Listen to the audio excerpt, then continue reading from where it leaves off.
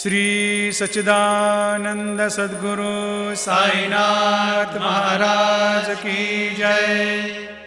आरती साई बाबा सौख्यदातार जीवा, चरणार जातळे द्यावा दासा विसावा, भक्ता विसावा।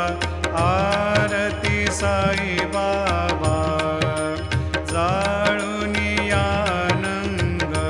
सत्स्वरूपी राहे दंग। मुमुक्ष जना दावी निज डोळा श्रीरंग, डोळा श्रीरंग।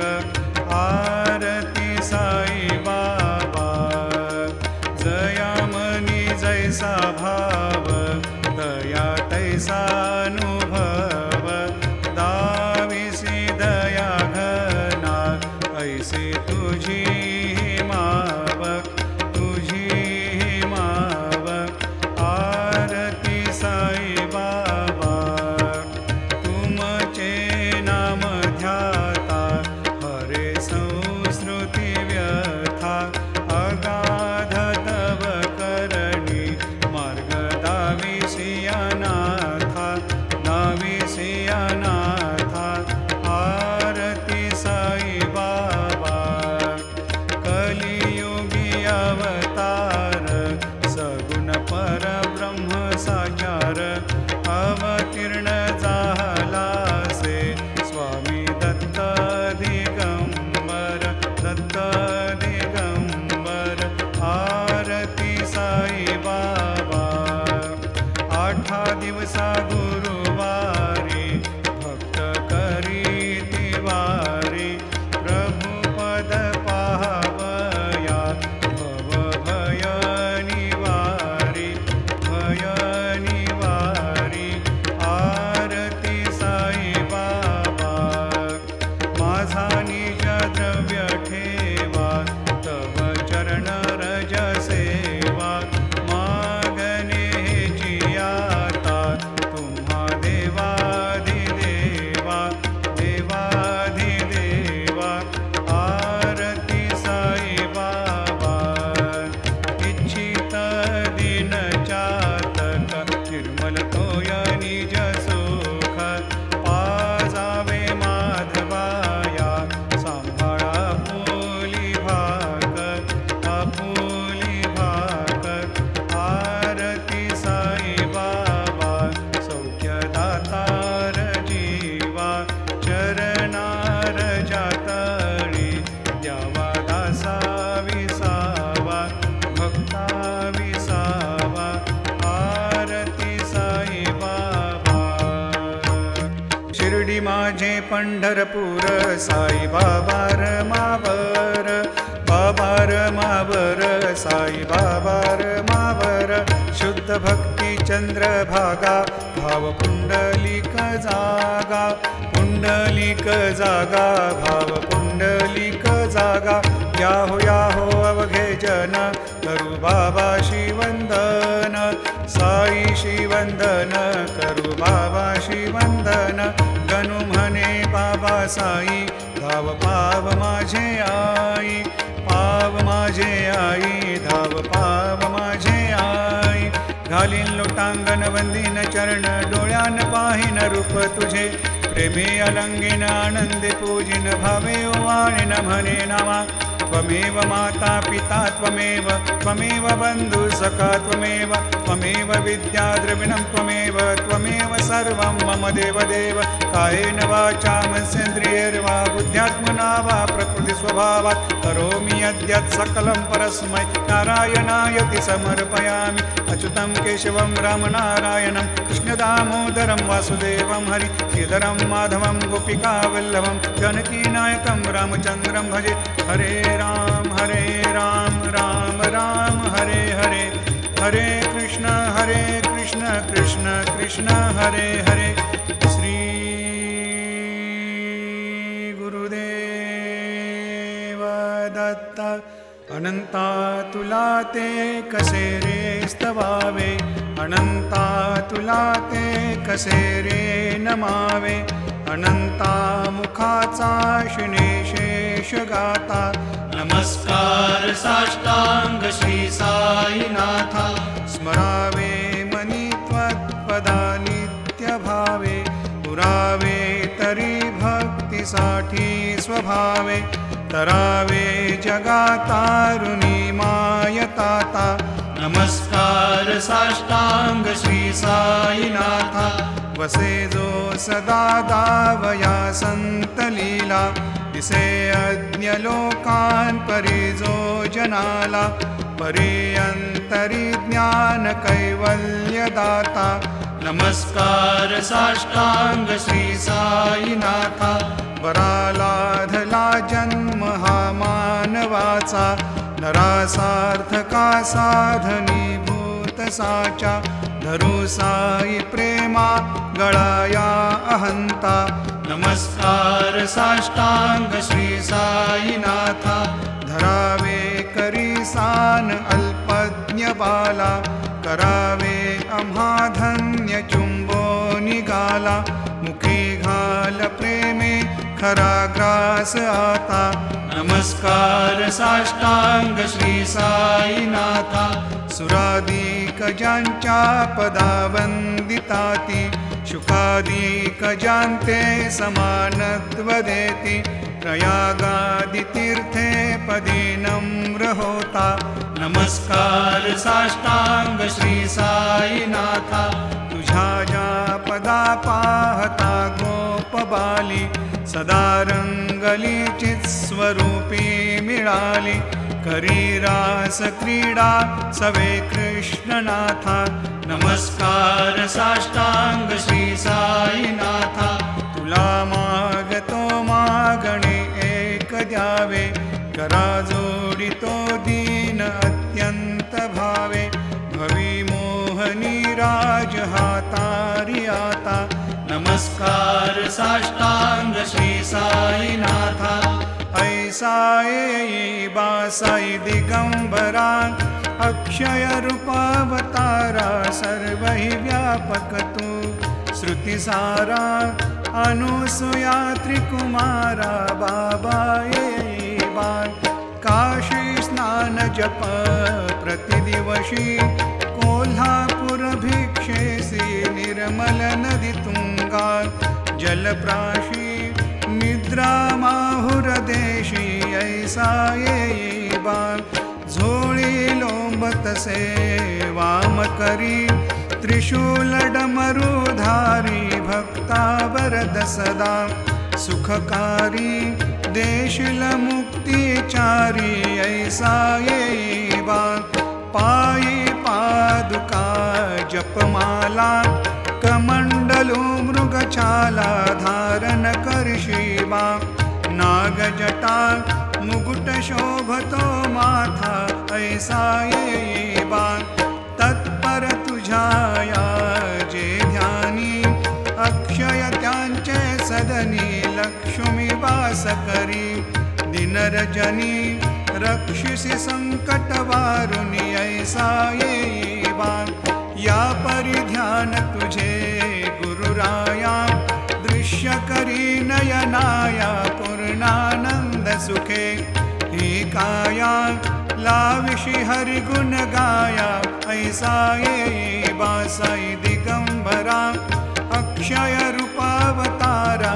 सर्वहि व्यापक तू श्रुतिसारा अनुसूया त्रिकुमारा बाबा येई बा सदा सस्वरूपं चिदानन्दकन्दं जगत्सम्भवस्थानसंहारहेतुं स्वभक्तेच्छया मानुषं दर्शयन्तं नमामीश्वरं सद्गुरुं साईनाथं भवद्वान्तविध्वंसमार्तण्डमीड्यं मनोवागतीतं मुनिर्ध्यानगम्यं जगद्व्यापकं निर्मलं निर्गुणत्वां नमामीश्वरं सद्गुरुं साईनाथं भवाम्भोधिमग्नार्दितानां जनानां स्वपादाश्रितानां स्वभक्तिप्रियाणां समुद्धारणार्थं कलौ सम्भवन्तं नमामीश्वरं नमामीश्वरं सद्गुरुं साईनाथं सदा निम्बवृक्षस्य मूलाधिवासात् सुधास्राविणं तीक्तमप्यप्रियन्तं तरुं कल्पवृक्षाधिकं साधयन्तं नमामीश्वरं सद्गुरुं साईनाथं सदा कल्पवृक्षस्य तस्याधिमूले भवद्भावबुद्ध्या सपर्यादिसेवां ऋणां कुर्वतां भुक्तिमुक्तिप्रदन्तं नमामीश्वरं सद्गुरुं साईनाथम् अनेकाश्रुतातर्क्यलीलाविलासै समाविष्कृतेशान् भास्वत्प्रभावम् अहं भावहीनं प्रसन्नात्मभावं नमामीश्वरं सद्गुरुं साईनाथं सतां विश्रमाराममेवाभिरामं सदा सज्जनैः संस्तुतं सन्नमद्भिः जनामोददं भक्तभद्रप्रदन्तं नमामीश्वरं सद्गुरुं साईनाथम् अजन्माद्यमेकं परब्रह्म साक्षात् स्वयं सम्भवं राममेवावतीर्णं भवद्दर्शनात् सम्पुनीतप्रभोऽहं नमामीश्वरं सद्गुरुं साईनाथम् श्रीसाईश कृपानिधेऽखिलनृणां सर्वार्थसिद्धिप्रद युष्मत्पादरजप्रभावमतुलं धातापि वक्ता क्षमः सद्भक्त्या शरणं कृताञ्जलिपुट सम्प्रापितोऽस्मि प्रभो श्रीमत्साई परेशपादकमलान् नान्यच्छरण्यं मम साईरूपधर राघवोत्तमं भक्तकामविबुधद्रुमं प्रभुं माययोपहतचित्तशुद्धये चिन्तयाम्यहमर्निशं मुदा शरत्सुधांशु प्रतिमं प्रकाशं कृपातपत्रं तव साईनाथ त्वदीयपादाब्जसमाश्रितानां स्वच्छायया तापमपाकरोतु उपासनादैवत साईनाथ स्तवैर्मयोपासनिनास्तुतस्त्वं रमेन्मनोन्मे तव पादयुग्मे भृङ्गो यथाब्जे मकरन्दलुब्धा अनेकजन्मार्जितपापसंशयो भवेद्भवत्पादसरोजदर्शनात् क्षमस्व सर्वान् अपराधपुञ्जकान् प्रसीद साई सद्गुरोदयानिधे श्रीसाईनाथ चरणामृतपूतचित्तास् तत्पादसेवनरतः सततं च भक्त्या संसारजन्यदुरितोर्धवनिर्गतास्ते कैवल्यधाम परमं समवाप्नुवन्ति स्तोत्रमेतत् पठेद्भक्त्या यो नरस्तन्मना सदा सद्गुरु साईनाथस्य कृपापात्रं भवेद्ध्रुवं रुसो मम प्रियाम्बिका मजवरी पिता हि रुसो रुसो मम प्रियाङ्गना प्रियसुतात्मजा हि रुसो रुसो भगिनी बन्धु हि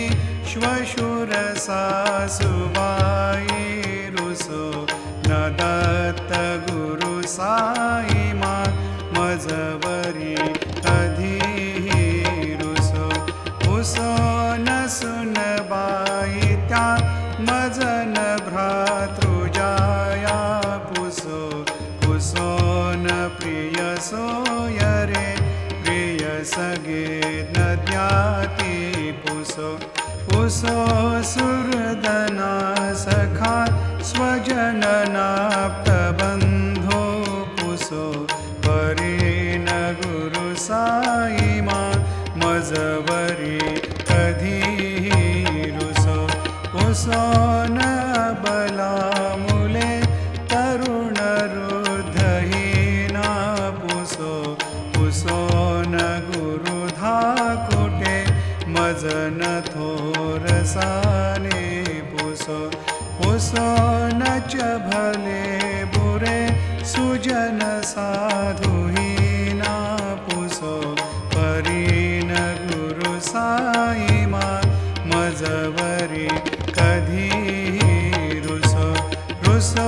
चतुरतत्त्वविद् विबुधप्राज्ञज्ञानी रुसो रुसो हि विदुषी स्त्रिया कुशलपण्डिता हि रुसो रुसो महीपति यति भजकतापसी हि रुसो न दत्त गुरु साई मा मजवरी कधी रुसो रुसो कवि ऋषी मुनि अनघ सिद्ध योगी रुसो रुसो हि ग्रह देवता निकुल ग्राम देवी रुसो रुसो खल पिशाच हि मलिन डाकिनी रुसो न दत्त गुरु साई मा मजवरी कधी रुसो रुसो मृग खग कृमि अखिल जीव जंतु रुसो रुसो विटप प्रस्तरा अचल आपगाब्धि रुसो रुसो खपवनाग्निवार अवनि पंचतत्वे रुसो न दत्त गुरु साई मा मजवरी कधी रुसो रुसो विमल किन्नर अमल यक्षिणी रुसो रुसो शशि खगादि गगनि तारका रुसो रुसो अमर राज हि अदय धर्म राजा रुसो न दत्त गुरु साई मा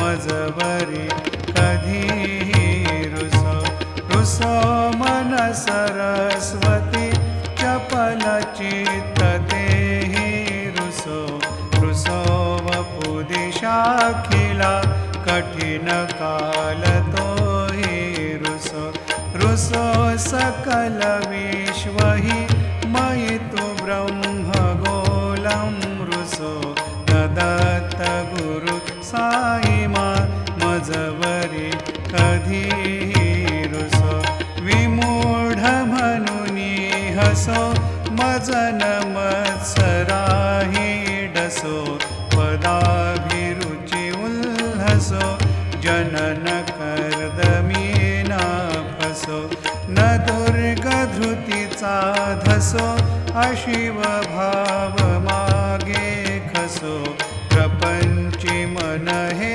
रुसो दृढ विरक्ती चित्ती ठसो गुणाची हि घृणा नसो न च स्पृहा कशाची असो सदैव हृदयी वसो मनसि ध्यानि साई वसो पदी प्रणय ओरसो निखिल दृश्य बाबा दिसो न दत्त गुरु साई मा उपरियाचनीला रुसो हरि ओम यज्ञेन यज्ञमयजन्त देवा स्थानि धर्माणि प्रथमान्यासन्न तेहनाकं महिमान सजन्त यत्र पूर्वे साध्या सन्ति देवाः ॐ राजाधिराजाय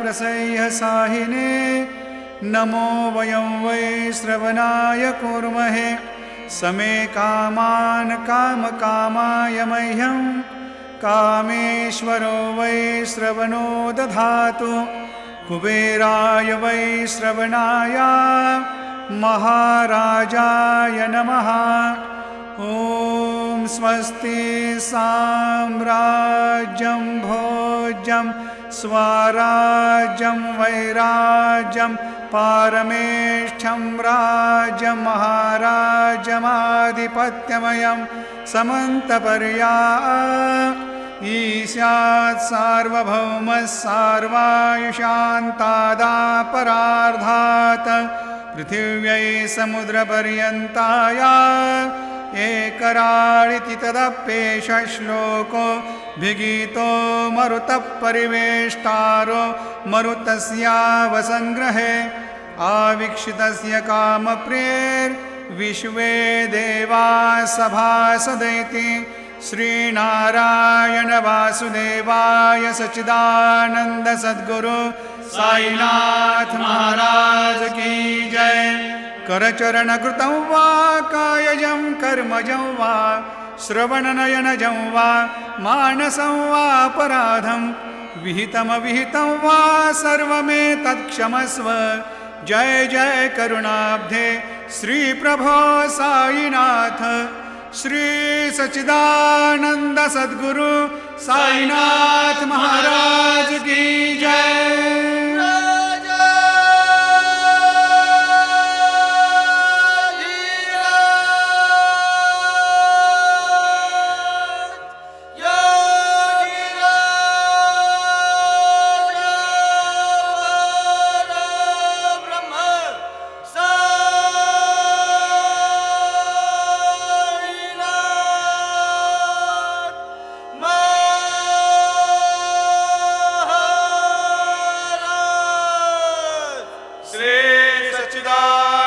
सद्गुरु साईनाथ महाराज की जय।